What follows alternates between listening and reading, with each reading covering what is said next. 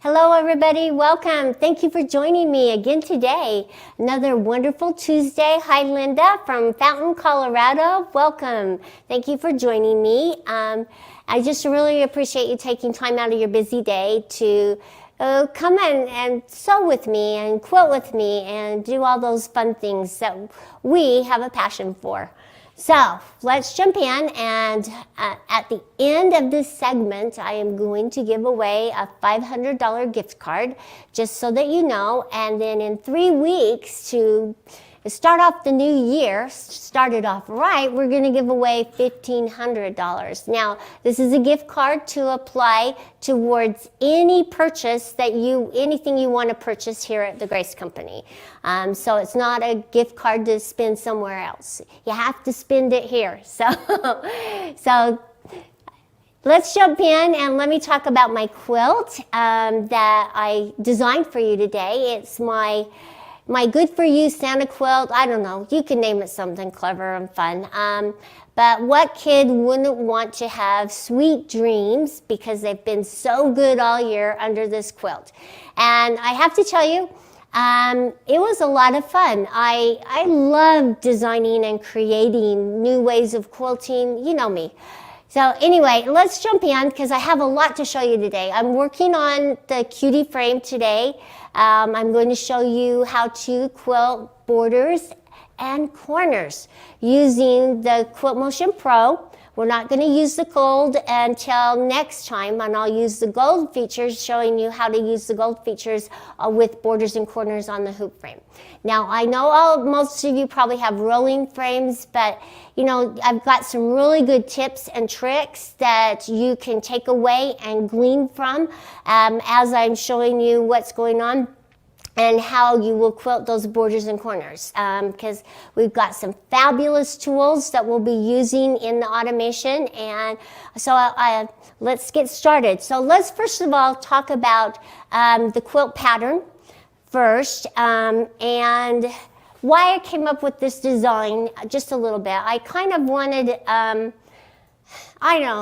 went around thinking what would be the nice and versus naughty, and then I just thought, you know, nobody wants to be reminded that they're naughty all year, so we'll just stick to the nice, okay? So anyway, I thought, what could be sweeter than just a little peppermint candy? So that's kind of what speared the design for it. And then you notice that I did the peppermints across the top, and I did 4 rows of them, and then in between I have sweet, sweet, sweet. So it represents sweet dreams, and the kids been sweet, and this is a quilt that I have a backing on, but however, I am going to put a Minky backing on after it's all quilted. And I'm just going to turn it with the right sides together, wrong side out, sew around it, and then pull it out, and then maybe sew some strips across just to stabilize it. So anyway, I will show you the finished product probably in a couple of weeks when it's totally done. But I'm really excited because I have a couple little tips and tricks as I was designing this and cutting this out for you today. So let's start with the half square triangles, okay, to make the peppermints. And that's the block. Everything else is really easy, but this was a little bit of a process, and it was trying to figure out how to make them. So what you'll do is, and you don't have to use my sizing, you could come up with your own. So on your square, you're going to cut out your squares the size, and you're going to add 7/8 to it, okay, to make 4 different half square triangles. So I cut these out 8 and 7/8. I did a white and a red, and then what you'll do is, I don't know if you can see this, Bryant, but you'll sew, instead of sewing across like this and this, what you're going to do is you're going to sew all the way along the edges. That's a little different because we're so used to sewing like this and this. If you sew like this and this, what you're going to do is have the triangles be sewn to these outer edges, and it's not going to work out. So as you're cutting, if you sew around your 1/4 inch all the way around your square, then you're going to just lay it on point, get your ruler here, and I know this one's brand spanking new, but we're gonna use it, and I'll see how well I can cut. Because I can cut a little bit, just my hand's just still a little stiff. So I'm going to line it up, and notice I have it on point. It just makes it easier for you to line up your top and bottom. And yes, you want to get your true grips. Now, if you have a hard time reading and seeing the 1/8 inch, what I suggest, first of all, is, before I cut that out, I want to change my route of thinking, because I wanted to explain, if you have a really hard time measuring your 1/8 inches and making sure that they're lined up, use the holes in the ruler to mark along it so you can align it from top to bottom. Now I'm going to use them a little later on my quilt, but that's what they're there for. That's one of the reasons that they're there for, and that's what makes this product, makes it easier, safer, and more accurate, is if you will use these little things that we've added to these nice tools, and it will really help you. So make sure that if you have a really hard time reading your 1/8 of an inch all the way up and aligning it, so if you have the 24-inch ruler, you can very easily, and it's just this little 1/8 right here to make it 7/8, right there and right there. And if you feel like you have a really hard time stabilizing it, maybe you're a little more height challenged and your reach isn't quite as long as mine, then I suggest that you mark. And that way you can keep it aligned. And use your true grips so it's not going to slip on you. So that's one of the tips I wanted to mention as you are marking and quilting. And you know, if you will do that, it will make your cuts more accurate, and then your sewing more precision as you're sewing. So there are some quilts that we don't have to be quite as precise, and others, yes, you really do. So just make sure that you're using those little added things that maybe you thought, oh, okay, why are those holes there? I didn't know that. Also, the holes are there. It makes it easier for you to align the top to the bottom, and also they really help you hold the ruler nice and stable. So as I'm cutting, I'm just going to cut along one. And notice it slipped on me because I don't have my true grips on there. Okay. And then you're just going to turn it, and you could turn it this way and align it this way and this way, cut both of them at a time, or you can cut one at a time, whatever easiest for you. And I don't have to do that because I've already cut them just to show you what that looks like. So just know that that's one step. Okay. What was the formula? Oh, okay. So are you talking about the Carol, or are you talking about the formula for cutting the 1/8 inch? So, okay, say I have my fabric. I'm going to use my white paper here as my fabric. I'm going to lay it down here, okay? And I am going to measure, let's do it 4 7/8 by 4 7/8. So I'm just going to cut off right here, and I'm just going to cut a nice straight line using my ruler to align it. And I'm going to use my 24-inch here, and I'm going to line my 7/8 right here and my 7/8 right there, and just cut, okay? And then you're just going to keep turning, okay, and cutting. So this one's cut, so now I'm going to use that one, and I'm going to turn and cut right here. And then I'm just going to use my 24 again. And then once I have my sides done, then you can go around and finish cutting. But that's how I would do it, okay? You don't want to waste a lot of fabric or anything like that, so make sure that you're cutting. So now these two, this one and this one are cut. So let's turn it, and let's do my 4. So now I'm going to cut this one. Now I'm going to use my ruler. And I'm going to use my ruler now, and I'm going to come over here, and I'm going to come over and use my ruler on these next two sides. And I'm just going to use the 7/8 right here and cut that one side. And I like to use both angles, the vertical and the horizontal. So I like to line it up vertically, but I also like to move it so I have this solid line going across so that I have my corners nice and straight, and then I just shifted, but that is what you're going to do. So I want my 7/8. Going to make sure that it's aligned across the top, and there we go. And then I just have one more, so I'm going to do that. And now I'm just going to do this next one and just keep churning it. So now I'm going to do my 4 7/8. Going to align my one. So I just want to use my mat too to help align it nice and straight. And then we're going to come over here, align it across the top, across the bottom. I want to make sure that's all lined up, and then you're cutting. So that's how I would do it. I would just turn it. And that will give you a nice, this is a 4 7/8 square, nice square. So I just rotated it, and it made it nice and accurate. So I used the mat to get my first 2 cuts, okay, to get them nice and straight. And then I started using my rulers because it was small enough. Now, notice that this is only a 6.5 by 24.5, so the width, so you will be using your mat mostly if you're cutting a larger size square. So I hope that was explained so easy for you, because really the rulers and the mats, if you start playing with them, you will learn so much, and you will find your method. You don't have to use mine. I'm just giving you a few little tips, and I want you to make it your own, and I want you to find better and faster ways of quilting. But I also want you to use what we have given you to make your quilting nice and accurate.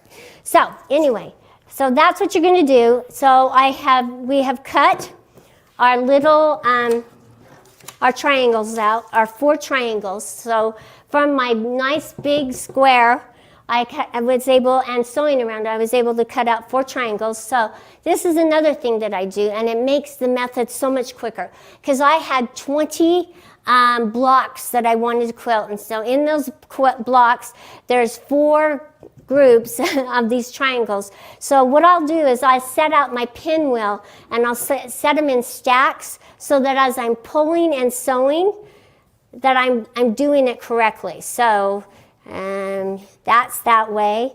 This is going this way, and then I'll just have a nice big stack. And as I'm pulling them and sewing them together, then I won't get confused. I know from experience that I do get confused quite a bit. So I'll do 2 at a time. So I'll sew these 2 together and go through that whole stack, and then put them back in the stack. Then I'll sew, and then you'll just do your 1/4 inch, and just make sure that you get it nice and straight, 1/4 inch. And then what you'll do is you'll sew this whole stack, and then you'll start pulling them and sewing them together after they're all sewn, and then you'll have all of them done.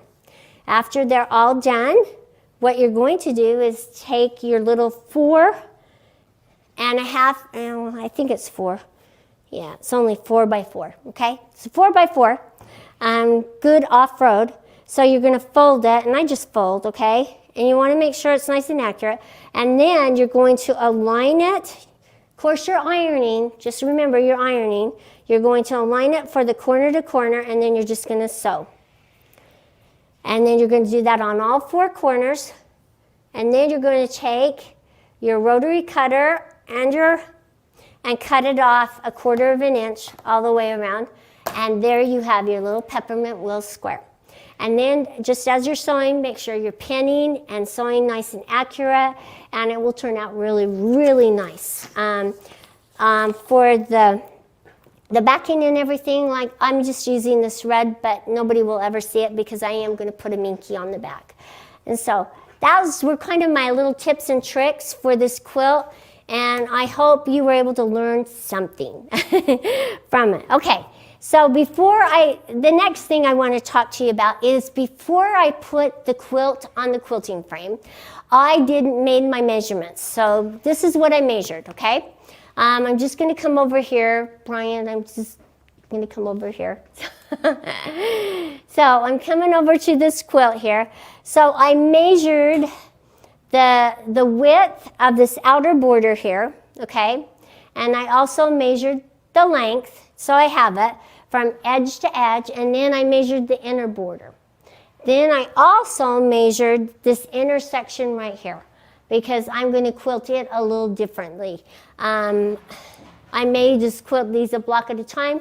I may do an edge-to-edge pattern. I'm not quite sure, but I wanted to make sure that before I put it on the frame, I had those measurements down. So I wrote them on my piece of paper here, okay? And so now we're going to come over here and jump into the quilting portion of this.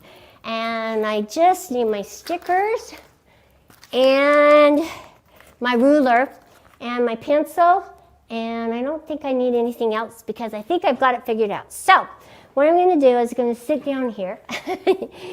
All right, so the first thing, because we're not using borders and corners today, we are just using a QCT Pro 5 to do it. We have to place our corners first, okay?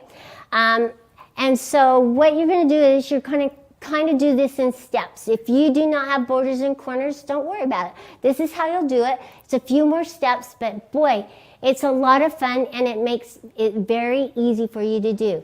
Now on the hoop frame, yes, we are shifting our fabric back and forth, you know, up and down and across. So this is how you're going to quilt your quilt, even if you're using a rolling frame. We have found that if you will quilt the top outer border first, if you have one, and then the inner one, and quilt the middle section next, and then the inner bottom border, okay, and then the outer, in those few steps, then you won't get the wrinkles that you could get by jumping around, okay? So just make sure that you're using that process. So you'll quilt the upper outer, the inner, then the middle section, and then you're going to quilt the bottom borders from the center out, okay, to the edge, to the very bottom one. Then we're going to rotate our quilt and quilt our side borders, okay? Because we are sewing our corners here on the tops and the bottoms, then we'll get the measurements for the center section and then sew them all the way across. So let me show you how to do this, okay? So, and we're going to use our marking tool, and I'm going to use all my measurements and everything, so I wrote them all down. So I wanted to get the first corner out of the way because I didn't think we were going to have enough time, because I get a little chatty and a little wordy, and so I just wanted to make sure that I was going through the steps. So what I did is I had my quilt shifted over to the right side. I went in and I went into select and sew. We're not using the pantograph yet. We're just placing the borders. So I went into select and sew, and then I was able to come over here. So you can't see my hand on the screen or anything like that. So you see the screen on the screen. So I'm just going to talk to you about this screen, okay? So over here towards the left, and yeah, so it'll be your left too, okay? You'll see a red toolbox. Inside that toolbox, there are some extra special tools. You have a ruler and you have a marking tool, and then that's another thing that you have in there. Let me scroll down, is that you can reset your safe area. So when you're setting your safe area up, make sure that you make it wider and longer. We're not going to sew off our quilts, but you want to give yourself especially some allowances for how you roll the quilt or how you position it. So just give it enough girth, if you can say that, so that you have that nice area that you can just quilt and really enjoy it. And you don't have to keep resetting your safe area.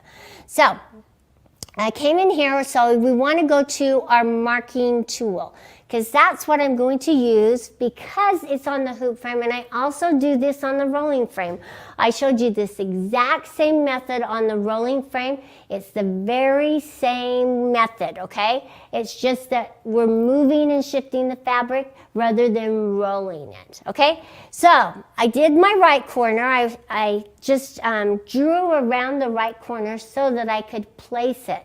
So now I'm going to do these same steps, but I'm going to mark around around my left corner because I've already sewn my right corner. So I'm going to go over here and I'm going to go back into my marking tool. So I'm going to just tap on it inside the toolbox. Okay, and you see the screen changed, okay? So this is my marking tool screen. So what I want to do is take my machine and mark all around the left corner, just like I did on the right corner. So I'm going to mark all the way around the left corner. So, and then you can see what I'm going to do. So the next thing I want to do, I want to tap on remove all to get rid of the markings for the other corner. So what I'm going to do is I'm going to come over here and I'm going to see if my measurements are correct. And I'm going to start right here at the bottom. And I'm going to tap on my add. Now, if you have a longer arm and mid to long arm machine, no, you're not going to be using this bracket. You're going to be using a bracket right here. But because we needed to connect so you could see my screen, that's why I'm using this bracket. So I just want you to know, yes, I know it's not optimal and I have to reach and everything like that. So Brian, I'm just going to push this out of the way just a little bit, okay, because we're not using that anymore. Okay, so now I'm going to come over here to where I marked, okay, and then I'm going to tap on add, and you'll see a little brown dot right there.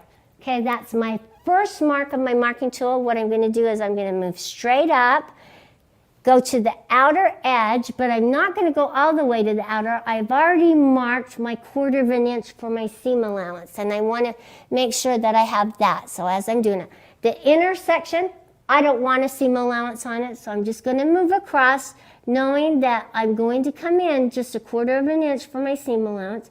Going to come right there to the corner. All right, and then I'm going to tap on add the long reach there. And then I'm going to come down quite a ways, keeping it on the inside of my 1/4 inch right there. And you'll see some dark markings. I just want to make sure I'm not pulling it off. Add. And then I'm going to come across to the inside seam right here on my border. And I'm going to tap add again. Then I'm going to come up to this corner, inside corner on the left, on the right side, sorry. And then I'm just going to come and have a meet right here. And then add. Okay, there's my right corner of my quilt. So now what I want to do on this one is I want to move back up and see inside this toolbox, if you tap on these little arrows right off to the side where as it says ruler, there's some little arrows up and a little arrow down. So just move up back to placements. So I tapped on that, so I'm going, there's my ruler, now I'm in my placements. Now I can rotate my design, okay? Now, select and sew gets a little particular if you rotate it the wrong direction. So we're going to try it, okay? So I just want to rotate it 45 degrees. I've already tried it once, so I want to reverse my little rotate. You're not going to reverse. I did, okay? And I'm going to tap 45 degrees twice. No more, no less. Tap, tap, and it puts it on that. Now, I might have to use my little rotate to angle it because of the way the quilt is on, and that's okay. We can play with that. So I'm just going to come up here to the corner right here, and I'm going to hold it right there, and then I'm going to tap on my little green node, and it's going to place it over there. So see, it's kind of ski-wampus, so I'm going to reverse right here, my rotate. Oops, sorry. I tapped on it twice, okay? Nope. Do I want to go that way? Yeah, I think I want to go that direction. I'm going to just use my 1 degree. There we go. And you're just going to even it up. Now I'm going to go back and try and place it again and make sure that my needle is right there in the corner. And then, oh, look, that looks pretty good. I'm going to go with that, and now we're going to sew it off, okay? So it would be easier if I had it right here. Trust me, it is not as hard, and it's just that little reach. So, but it's to show you how easy this is. And so don't get fooled that my reach is making it look harder than it is. It's not. Okay, so I'm going to come over here, and I'm going to, we're going to go into quilt, because I'm ready to quilt this. All right, see how it looks pretty darn good. So it's starting right over here, so I'm just going to do my single stitch, and your single stitch is right up here at the top of your screen or in your toolbox. So let's go into my toolbox and tap on single stitch. Okay, no. Okay, sorry. I tapped on the wrong one. Just that reach, okay. So it inserted the needle. I just did my single stitch. This is really important. Please pull up your threads. And now we're just going to sew, okay? So I pulled up my threads. Now I can tap on sew. Once it starts sewing, then I can cut off my little threads. But don't lean against it, okay? Make sure that you're not. And I'm pretty darn close with my measurements. So I'm feeling really confident about my center. And yes, you should have your bungees here. There we go. Looks pretty good. That wasn't so bad, was it? I feel like I've got little lint all over me. And notice I did tack down my quilt so that if I sewed off the edge, it wouldn't sew up underneath and catch. So just make sure you're being really careful. Then we're going to shift the quilt, and we're going to start sewing our center section. Not too bad, huh? Yeah, see, if I would have had fabric comp, I wouldn't have had that problem there. But oh well, okay? Looks pretty good, okay? I probably should have did it maybe one more, but then this side would have come up into the white. So sometimes you can't win for lose, and those little extra features in the gold feature, you're gonna love them. So yeah, so that was a lot of fun. So now let me cut my threads. So I'm gonna move it back. So as I move it back, I'm making a tail underneath and on top. And I'm going to pull it over to where I stopped quilting.